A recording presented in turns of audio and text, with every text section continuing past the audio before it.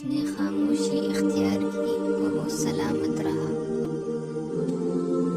میں آج تک اپنی خاموشی پر نہیں پچھتایا، جب بھی پچھتایا اپنے بولنے پر پچھتایا۔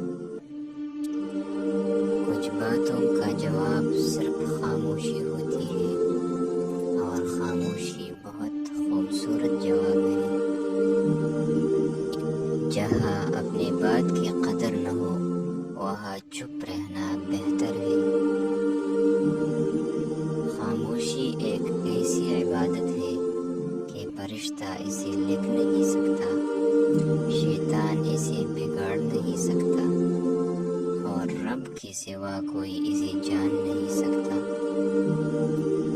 جب کسی انسان کی عقل مکمل ہو جاتی ہے تو اس کی گفتگو مختصر ہو جاتی ہے۔ جب انسان اپنی وقعت کھو دے تو اس کے لیے بہترین پناہ خاموشی ہے۔ الفاظ کبھی بھی انسان کو اس کا کھویا ہوا مقام واپس نہیں دلا سکتے۔ ہاں، خاموشی مزید تذلیل سے بچاتی ہے۔ خاموشی عالم کے لباس زینت اور جاہل کے لباس جہالت ہے۔ جب تم جاہلوں کی مجلس میں بیٹھو تو خاموش رہو، کیونکہ جاہلوں کے ساتھ خاموش رہنے میں انسان کا حلم بڑھتا ہے۔